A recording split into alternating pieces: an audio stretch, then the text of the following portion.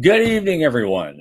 Rocket Lab is opening an Alaska launch site under a $266 million deal with the Space Force. So, what might the logistics actually look like for 1,500, you heard that right, Starship launches in 2028? Google discloses they own $94.1 billion of SpaceX stock. It's like a whopping 6% stake in the company.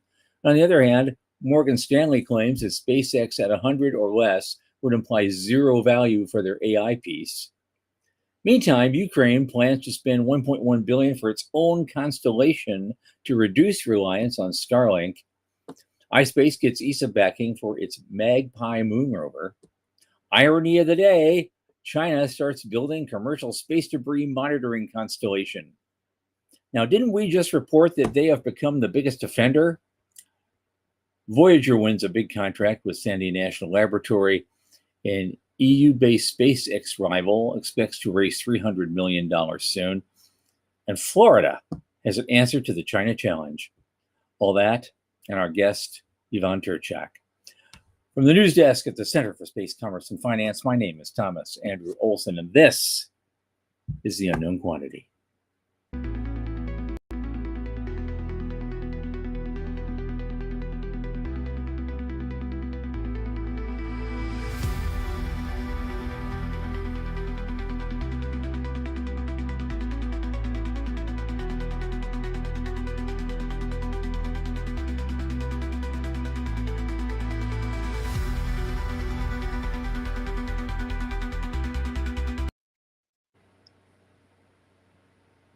Okay, folks, as you know, this program is brought you by the Center for Space Commerce and Finance. What do?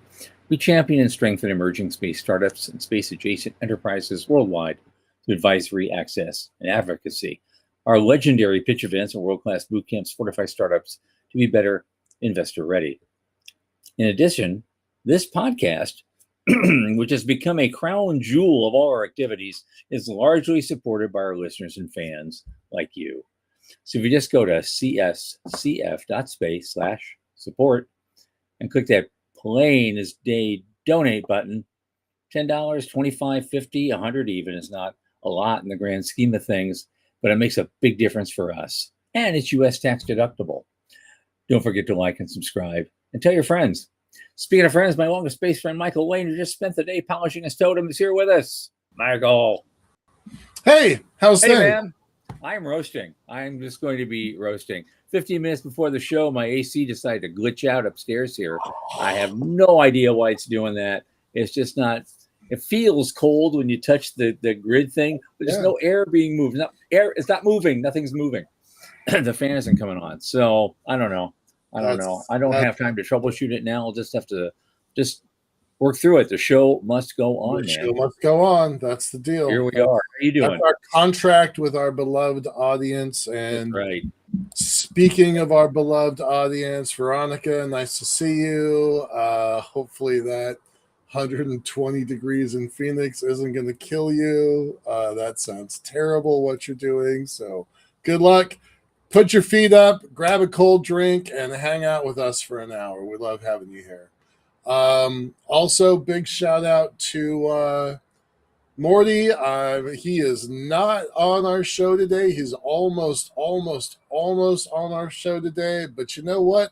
That kid is getting married on Wednesday, and he has other things to do. So we're just going to say congratulations to Morty and his fiance, and good luck to them. Absolutely. Mazel tov to them. And what's that? Mazel tov? Big mazel tov to them. Yes, absolutely. Yep. Big honeymoon planned in Turkey, which sounds great. He showed me the pictures of where they're going. Looks like a good time. So good luck there, buddy. Appreciate it. All right. Okay. Let's get to work. Yeah. Let's get to work. The first was just kind of short because it's space news. They never, give you anything without you paying through the nose. But right. Rocket Lab got a big deal for $266 million Space Force deal, and they're going to open up a new launch facility in Kodiak, Alaska. that will support up to 18 suborbital missions for military testing, expanding their role in military launch services as the Pentagon seeks more capacity for weapons testing. So I'm sure this came out of some Golden Dome money and a lot of other stuff. I mean, Space Force has been getting more money than they almost know what to do with. Not true. They're not even sure who to hire. Come on. Okay. That's a little bit true, but all right. So shout out to Rocket Lab here for a second, right? So they just broke a record 8 months ago, fastest turnaround ever. And then 8 weeks ago, they won another contract, another record. Yep. And I think if I'm remembering that right, they're down to 12 or 14 hours from, the go button to in flights and testing. So they have definitely impressed folks at Space Force, and a set of 18 flights. That's a big deal. So good job, Rocket Lab. I'm super happy for them. I was interesting because after that announcement, I looked at their stock's only up $3 today. I've been telling people it'd be up a whole lot more since the moment SpaceX sucked all of the money and all of the oxygen out of the room. I've been telling people I don't know what to say about SpaceX. I genuinely do not know what to say about SpaceX. But and full disclosure, I don't have any capital in this, so I have no skin in this game. But if I were making investments, I'd be betting on Rocket Lab. Yep. The more they do, the more serious they become, the more it makes sense to me that that's something worth having. Hey, I'm seeing that Dallas made it. Of course you made it. We count. Of course you did. Glad you made it. Can you fact check me on something, because I think Rocket Lab did their turnaround in 14 hours. Is that correct? Because I think that's the thing that gave Space Force so much confidence in them, is just immediacy of turnaround. So. Of course, Dallas knows this stuff. If he doesn't know this stuff, nobody does. Right. Exactly. He's our guy, man. He's just like, yeah. All right, so that is Rocket Lab. Anything you want to say about 14? Now, a 14-hour turnaround may not seem like much pretty soon, because according to SpaceX, they want to launch 1,500 Starships in a single year, starting in 2028. That's a year and a half from now. Okay, so we're gonna dig into this one a little bit. Let me just pull it up here. All right. Hey, Jason, thanks for being here, guy. Let's dig into this one, because first of all, I don't know if anybody knows Next Big Future, but Brian Wang has been he has one of the best tech focused blogs that's been running for, I don't know, a decade and a half at least. I know that he reported on the first version of Liftport, so that makes it at least 20 years old. Mm-hmm. So when this guy does some analysis, I'm definitely paying attention to that, right? And all he's doing is he's basing it off of what has currently been publicly announced at SpaceX, right? So they're 1,500 launches of Starship in just 2.5 years. And this is kind of the key. Here's a key thing just to lead with. Right. Every Starship stack swallows roughly 4,600 tons of propellant. Right. 1,000 tons of liquid methane and 3,600 tons of liquid oxygen. Every single stack. I mean, that's fixed by physics and chemistry, and it doesn't improve with practice. Right. It's just throughput. It's throughput. Yep. That's all it is. You got to have a tank farm. You got to have a pipeline. These are things that we've never had to worry about in the space sector before. Right. Yeah. A launch complex that cannot make its own propellant cannot exceed a few hundred flights a year, regardless of how many pads it has.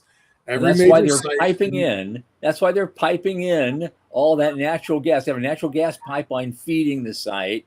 You've got a big air separation unit that pulls oxygen and nitrogen straight out of the atmosphere. Their own liquefaction plants on site. That is so bonkers. You know, my God. Yeah, I never really thought this through.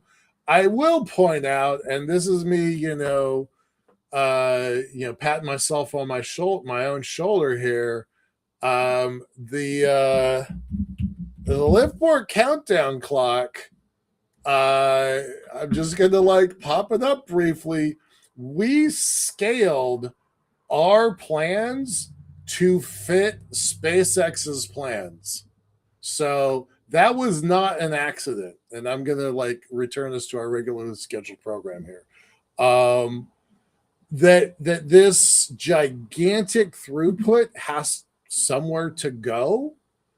And I think it's gonna go to the moon. A portion of it is gonna go to the moon. Certainly a lot's also headed to Mars. What do you think about this 1,500 flights by 800 days from now? You know what? If we get a third of that, oh my God, that time, we'll be doing something. We'll be doing something major. No one's gonna bitch about it. No. No one's gonna complain. Yeah, so this is something we've talked about on the show a couple times about how many pads and how many sites. Have they announced this fourth site? Does Wang know something we don't know? Could be. I haven't heard an announcement on that. I haven't either.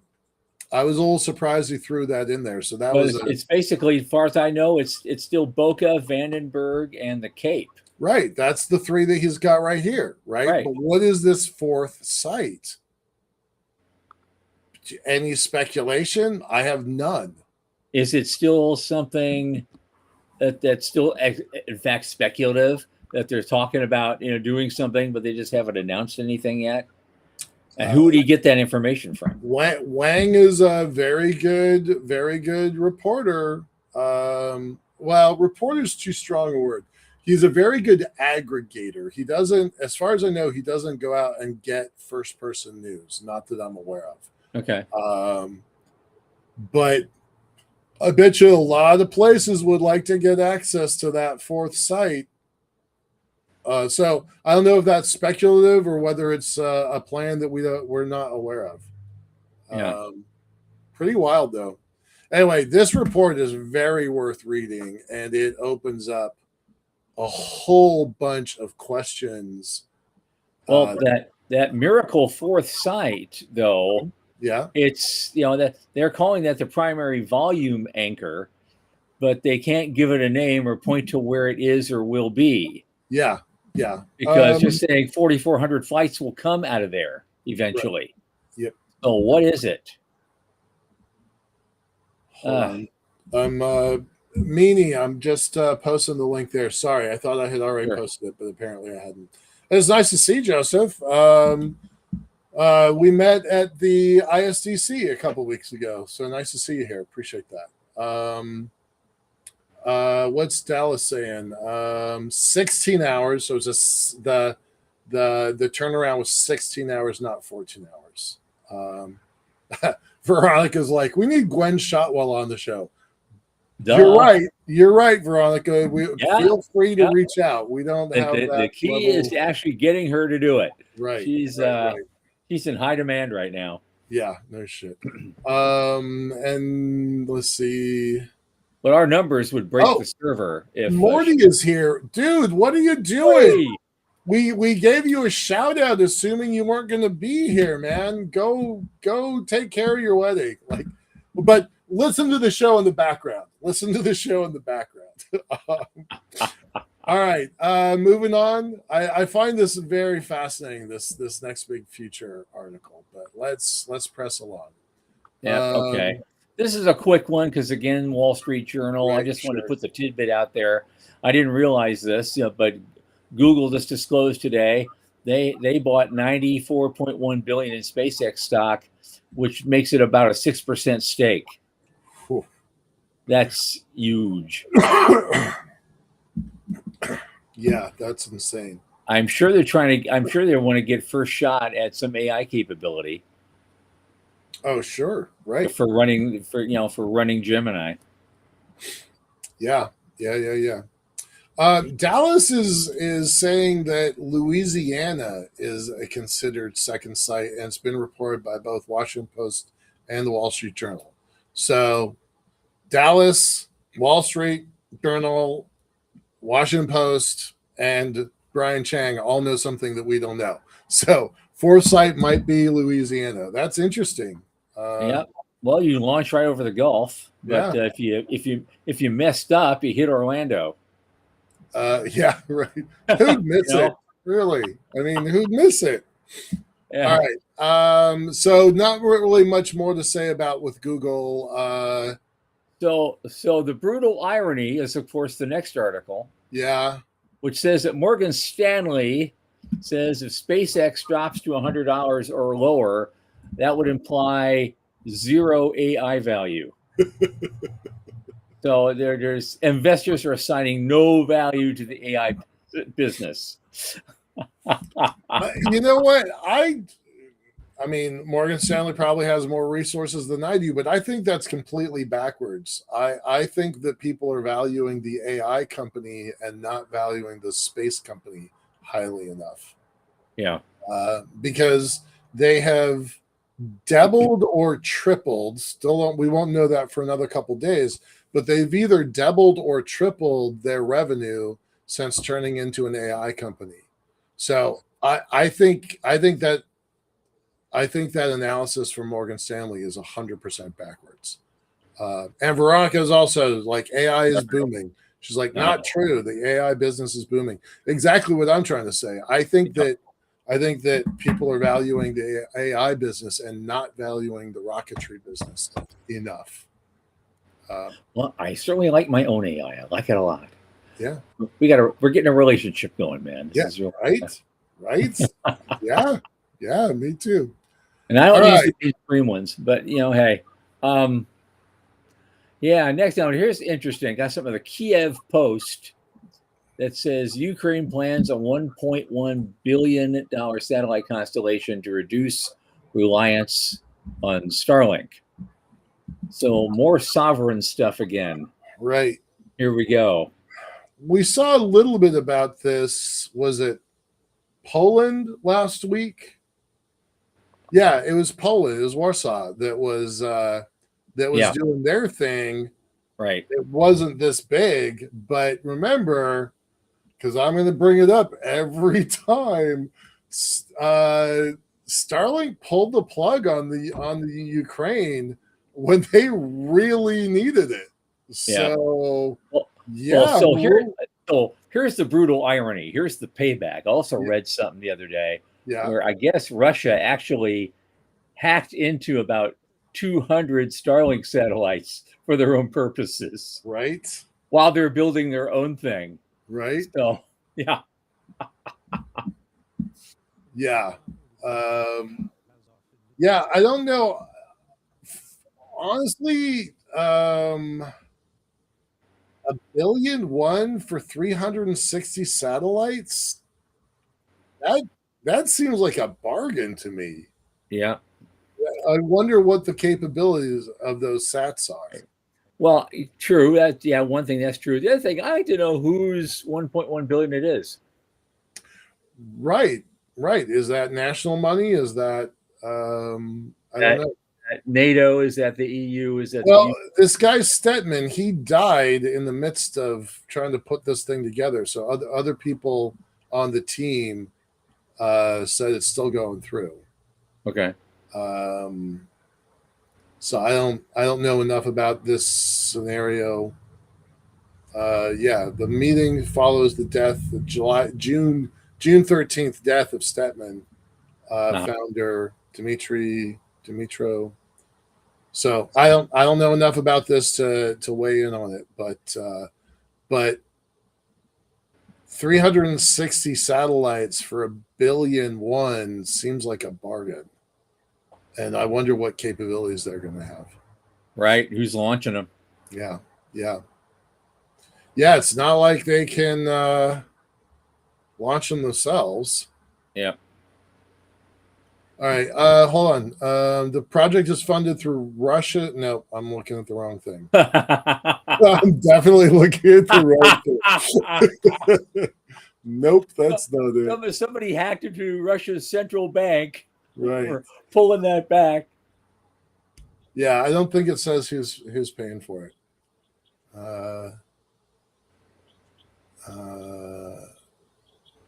Yeah, I don't know. All right, well, let's move on. Okay. All right. I can do that. Here we go. Okay, it's a short one. iSpace got ESA backing for their Magpie lunar rover. They get like about 74 million US contract for phase 2. Magpie is called the Mission for Advanced Geophysics and Polar Ice Exploration. So that sounds vaguely important. Mm-hmm. I can't. There are not very many rovers out there. Is this the only one that Europe is building? Because Canada's building one, Lunar Outpost is building one. Oh, I thought someone else was building one there too. Didn't we report on it 3 weeks ago? I don't They're know. trying to get sovereign capacity for all sorts of things. I'm sure they Yeah. have multiple rovers in the pipeline Hmm. for various purposes. This one's exploring for lunar, water ice. Right. All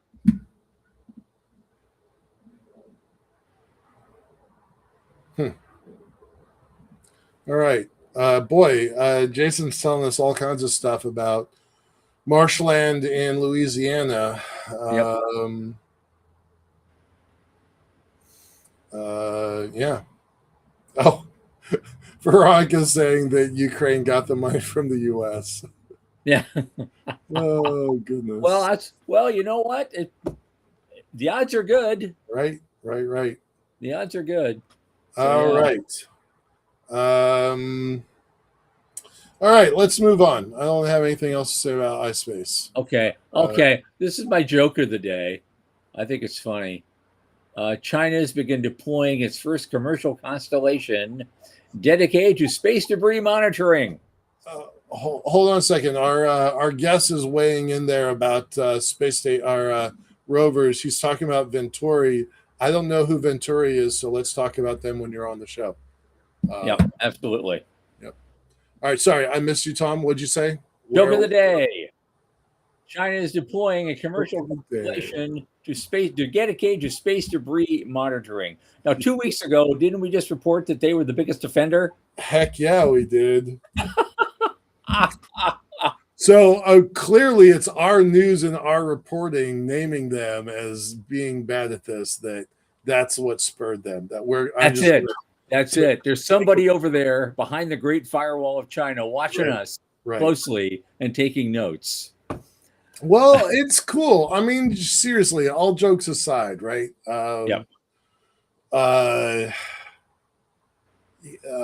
Fairness where it's due here. When they have the capability to do an ASAT test, they didn't do a second one. It was Russia that did two. One proved that they could, and the second one proved that they will. So, without throwing China directly under the bus, this is a good move for them, and I'm glad that they're doing it.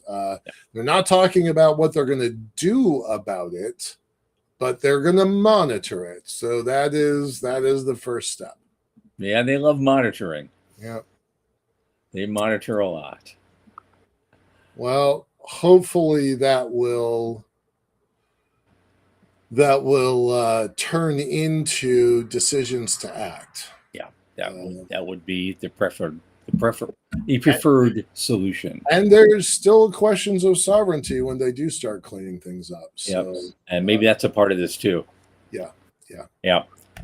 3 quick things, and then we're ready to go. I've got the next one is very quick. You can just put the link there. Voyager just won a big contract with the Sandia National Laboratories, which accelerates their national security research and delivering end-to-end execution in LEO.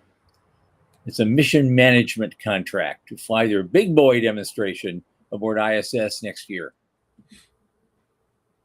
Neat. I don't really know what this means.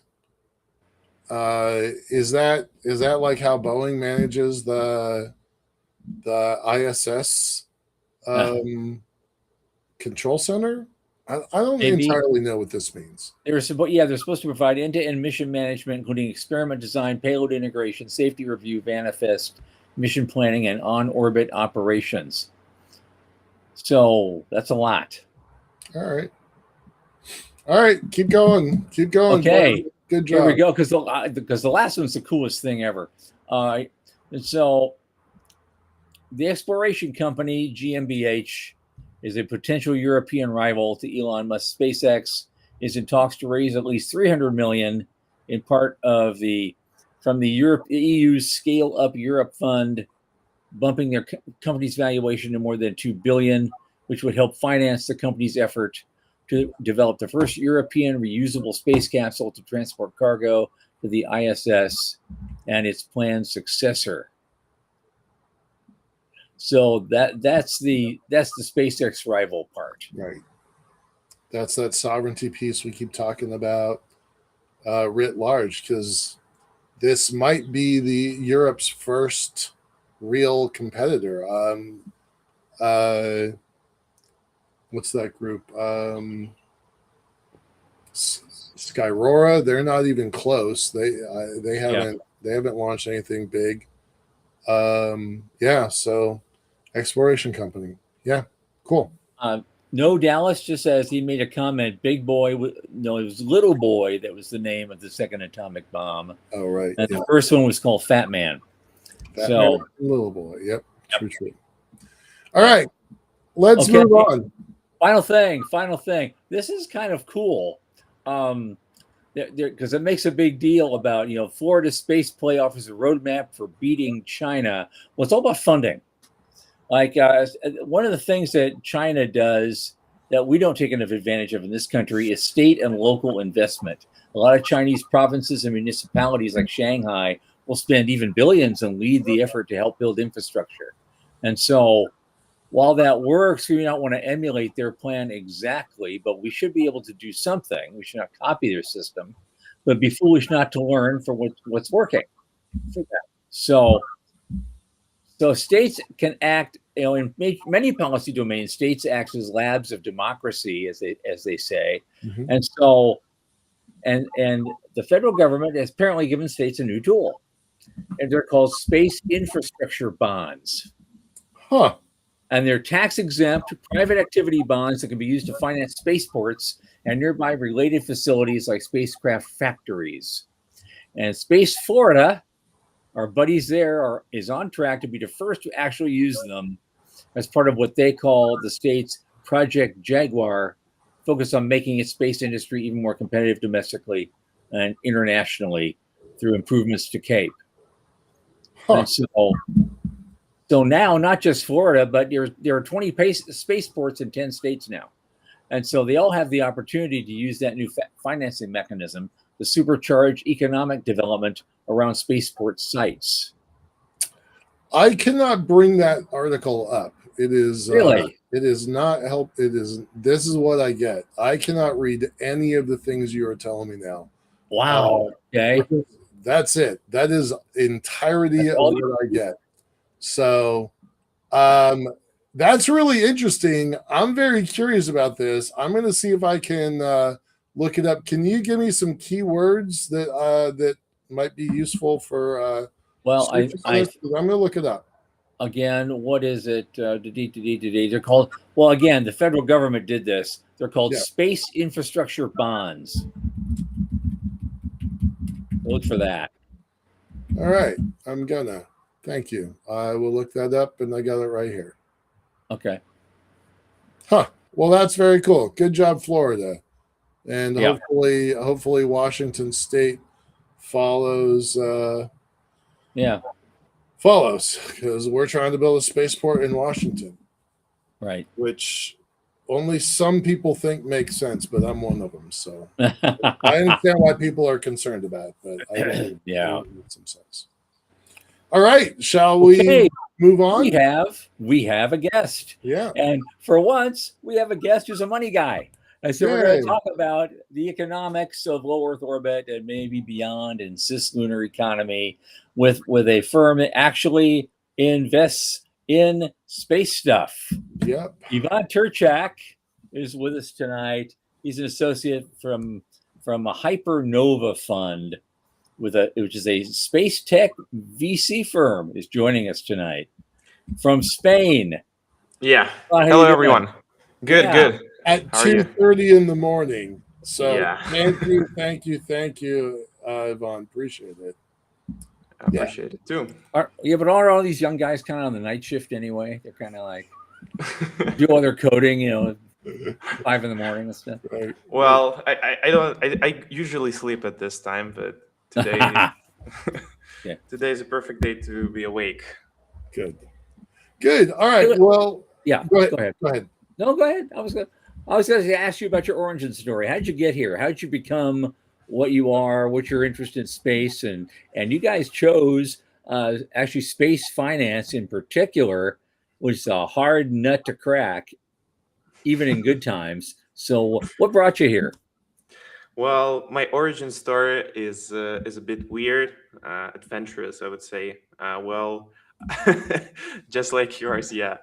I was born in Russia. Then I've studied in school in United Kingdom in Isle of Man. Then moved to South Korea. I studied there in university.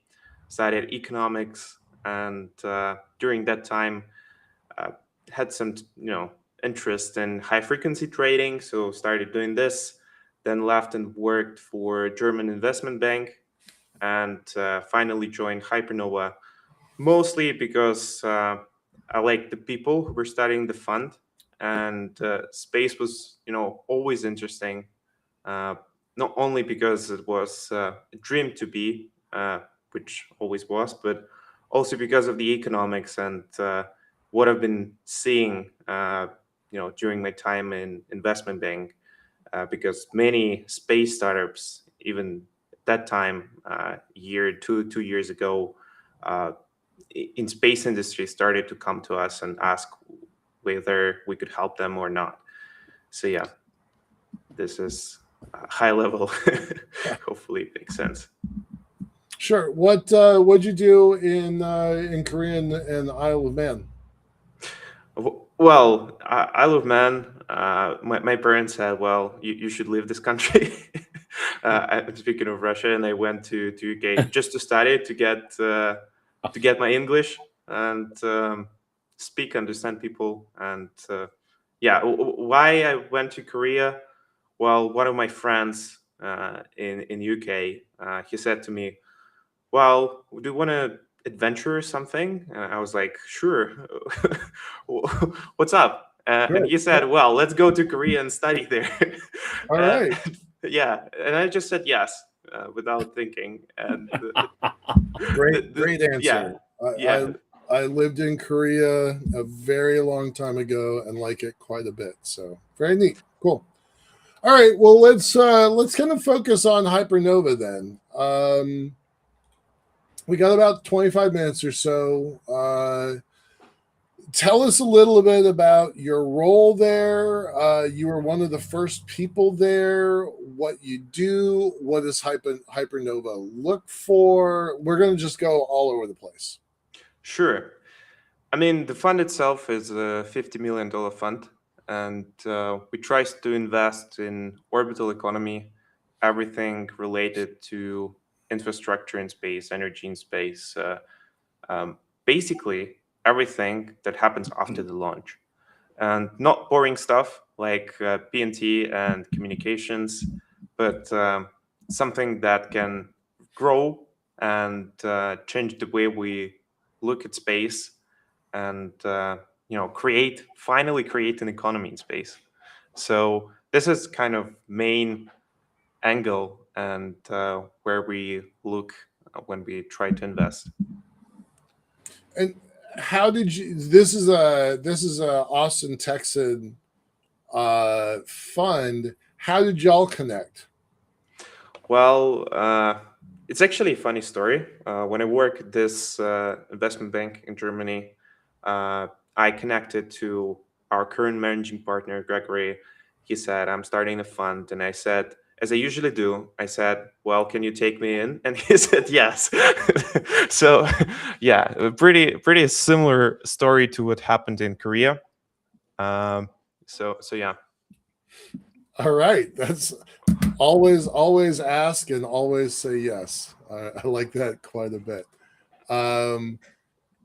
Veronica is asking, how did the fund get its $50 million fund? Well, first, Ivan, talk a little bit about how how a fund operates in general to answer Veronica's question, please. Well, it's a hard question, and to be honest, we have not fully raised this 50 yet. Mm-hmm. So we have already deployed 5, and constantly raising new capital to invest. But before the Hypernova fund, managing partner of Hypernova, Gregory, he also had another fund in deep tech called 182 Ventures.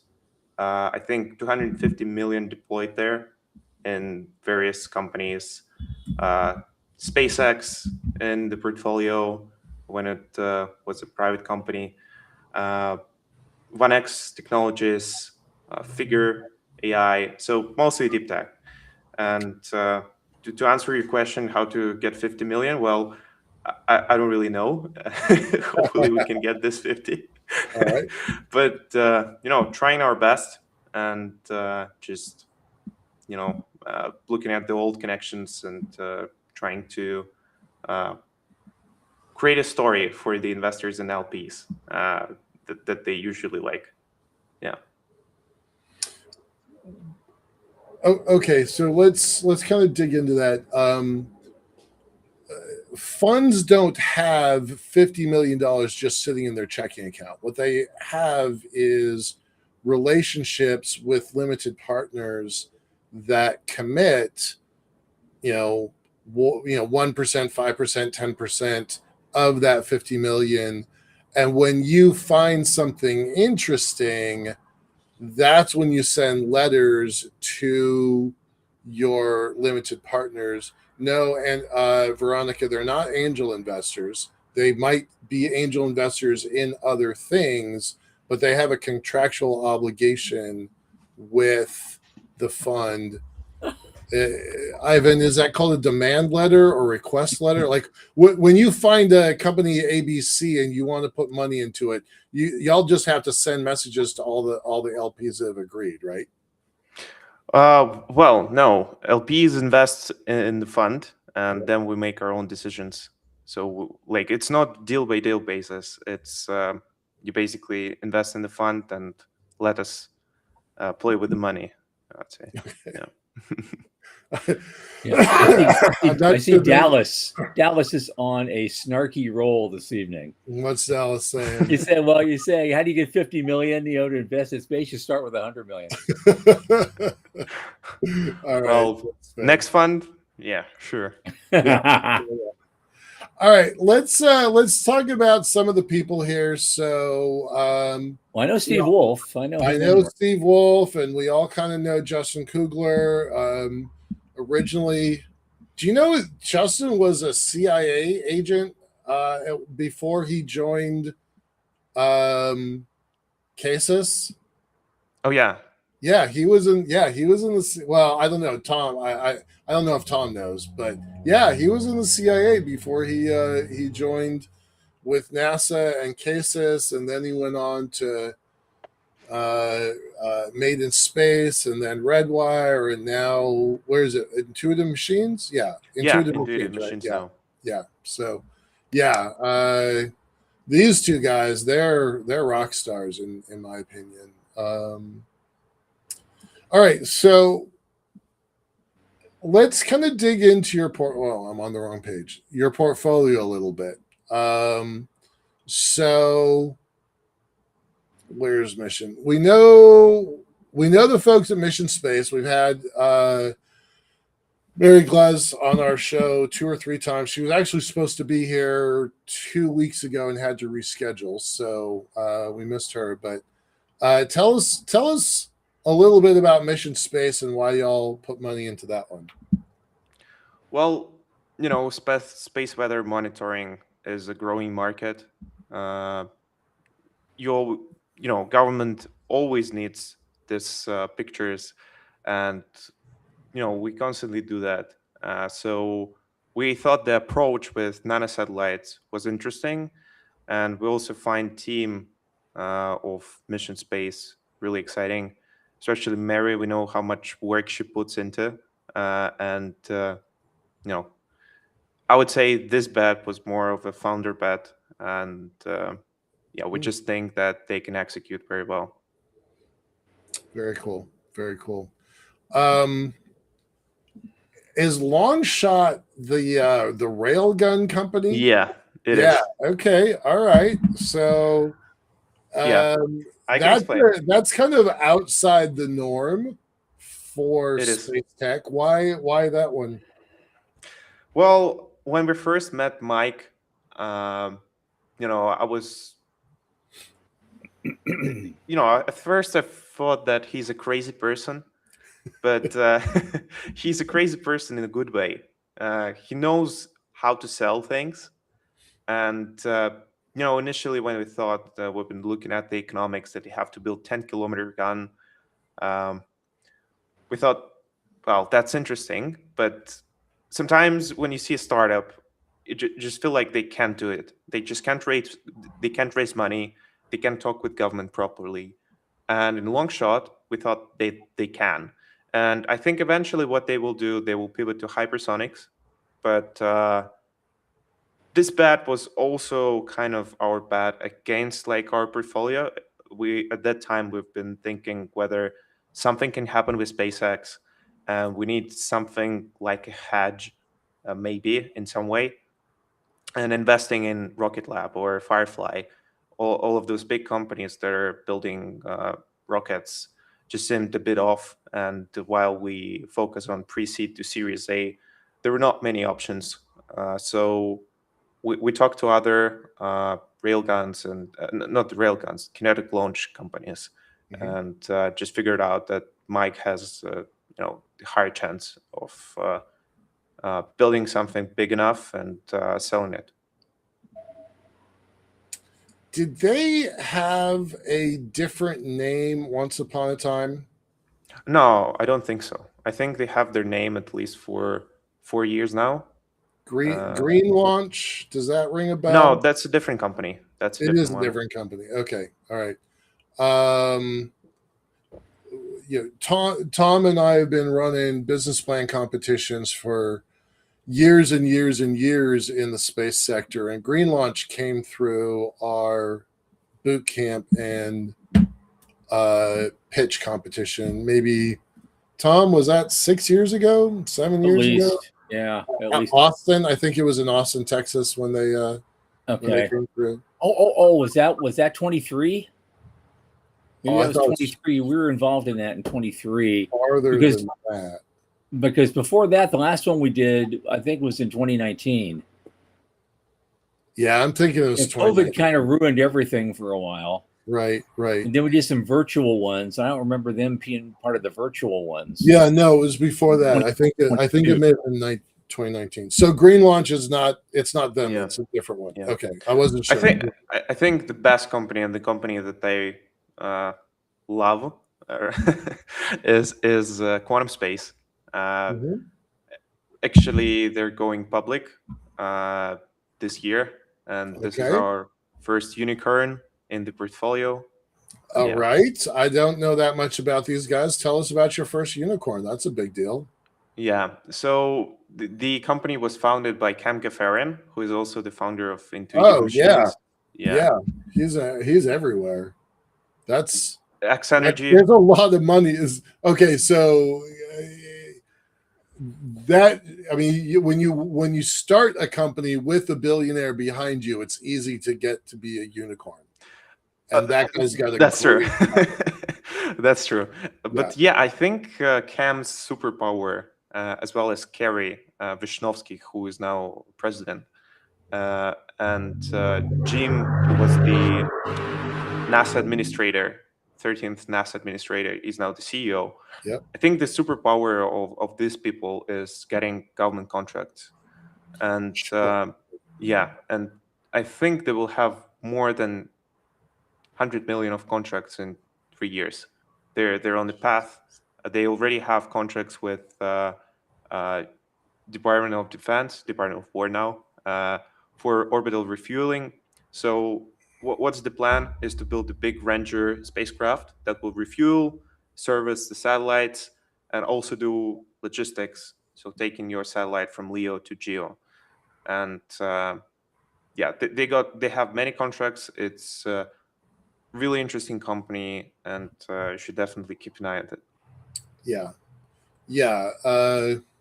It is hard to bet against these two guys, right?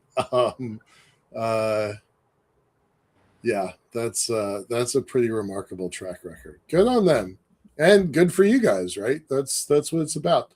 All right, so let's go ahead, Tom. Wait, well, here's the thing. I want to, because I've seen that list. It looked like great companies. I only know of about half of them. I haven't done that kind of a deep dive yet. I'd be curious, though, to know your selection process. What are you looking for? What kinds of technologies? What kinds of teams? How does it fit into the grand scheme of things? Do you have a grand scheme of things of all your investment decisions? Yeah. So mostly we look for dual use. And we're trying to search companies who will benefit from government contracts in the first years of their development, and then they can become commercial. So that's kind of the global side of things.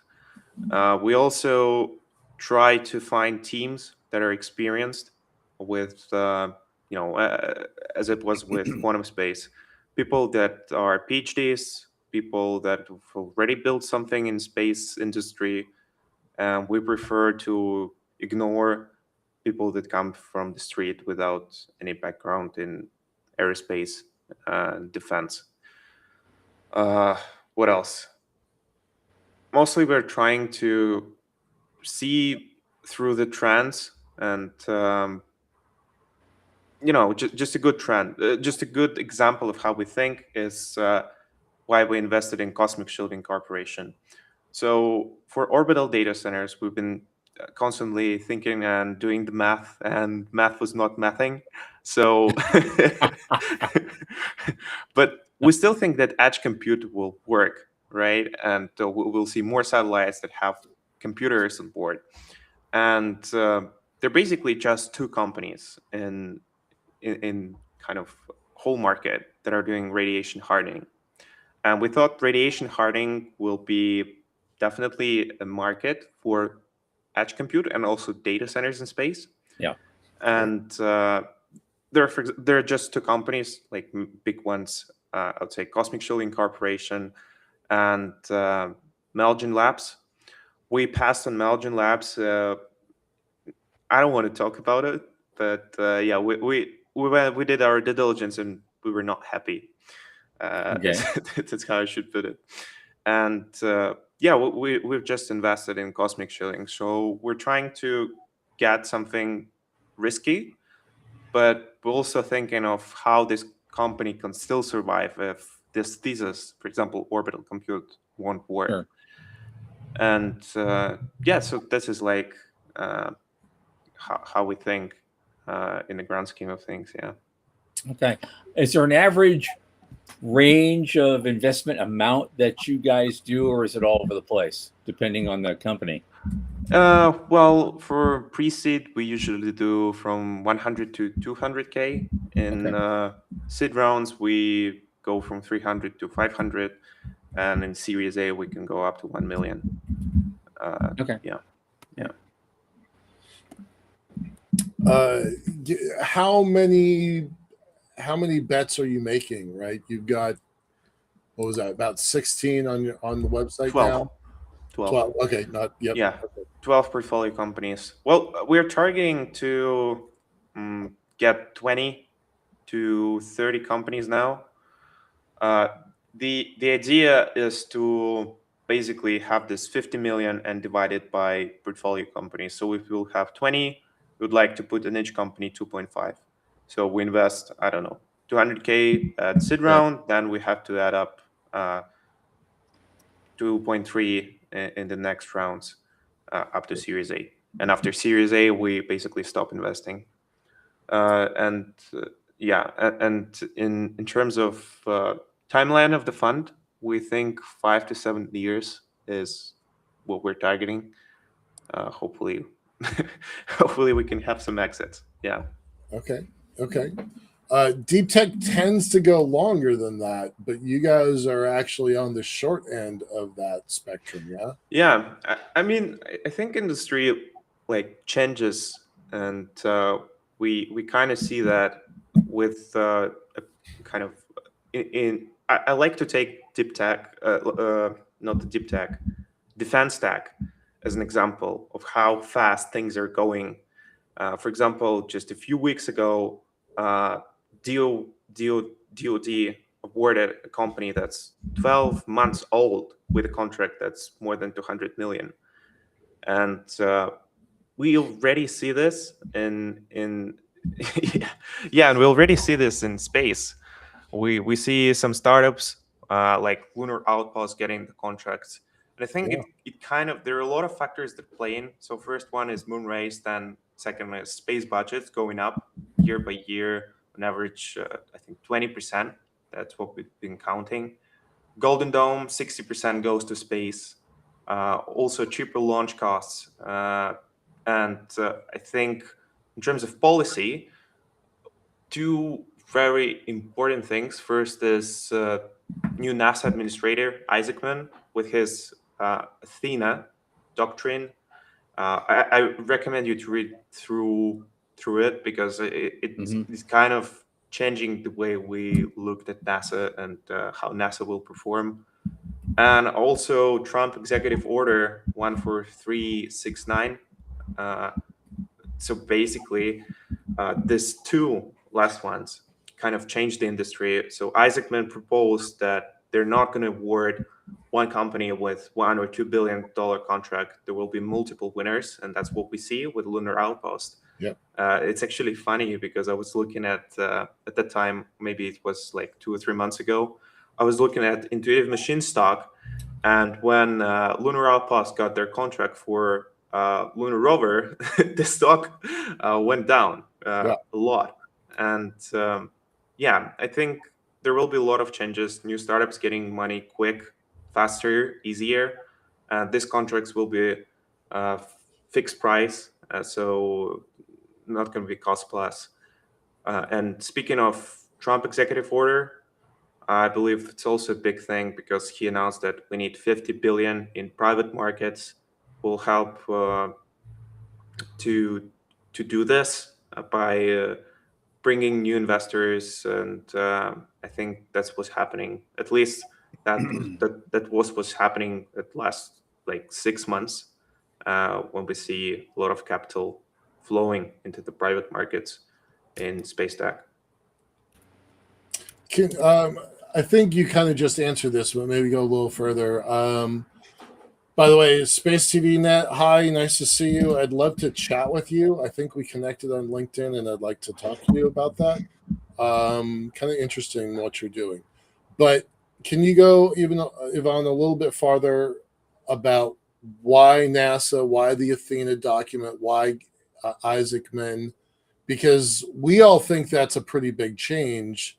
And then Isaacman is talking about 30 missions to the moon, 30 missions to the moon.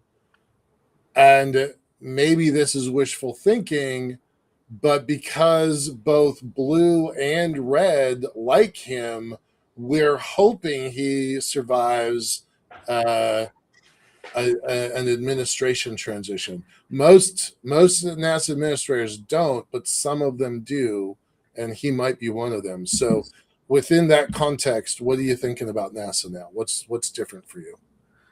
Well, I've been looking at the budget changes and budget request changes, and I think budget request from Isaacman when he just stepped into the office, the budget was cut. It was much smaller than what he got eventually, and a lot of the money that was flowing into science and testing and research was just basically thrown out of the budget, and everything just goes to the rockets, to building, to I don't know how to call it, but to real stuff which we can see on orbit in upcoming years. And I think this is really important, because if such big agencies are trying to make things faster, and we also see it in DoD, and we also see it in Space Force, and we also see it in Air Force Research Lab, that means that the opportunities for startups, for new companies, will eventually appear, and more of them will appear in upcoming years. And I think US is just speeding up in terms of getting money to the people and budgets. And it looks kind of similar to me to what happened in the Cold War. And hopefully that, and I think that will continue as we see that the globalization trend, Europe is trying to get away. There are not many friends, and US just has to move faster in order to compete and win the competition against China. Yeah. Awesome. Cool. Okay, Ivan, we have about 3 minutes left. We'd like you to go a little bit into grab your crystal ball and put on your thinking hat and say what does this world look like to you 5 years from now and 25 years from now? Oh, it's a tough question. I think I can answer to what's going to happen in 5 years. I think we're going to land on the moon, and we will have a lunar base. Yeah.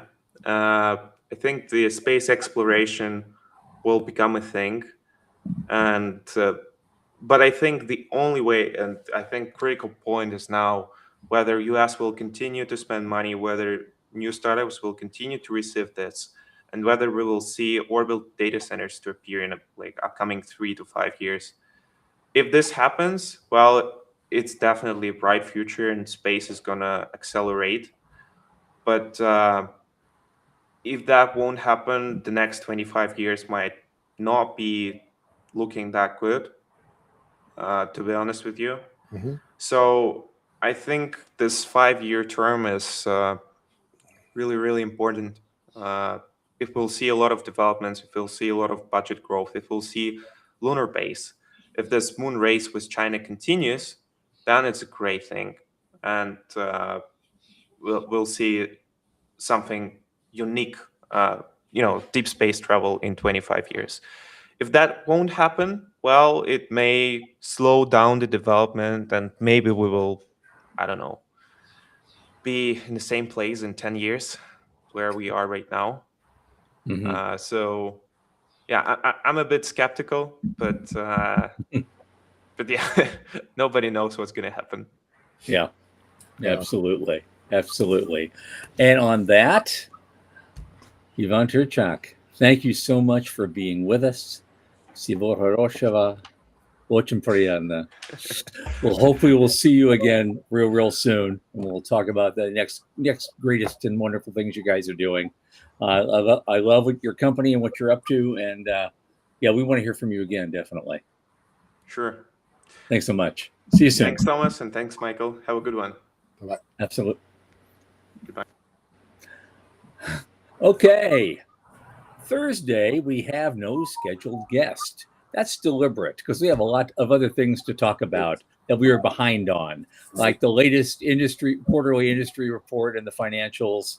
We're going to be going over the latest news that we couldn't fit in this week. And so that White House report that I think is that White House report, really big deal. Yeah, I think so too. Yeah, we're going to be talking about that. And of course, we'll sneak in some general tomfoolery. 8 p.m. Eastern, as always, this coming Thursday. Thank you all for being here. We're going to see you again on Thursday. And for Michael Lane and Sean Key, who took the day off, good for him. I remain Thomas Andrew Olson. Keep watching the skies.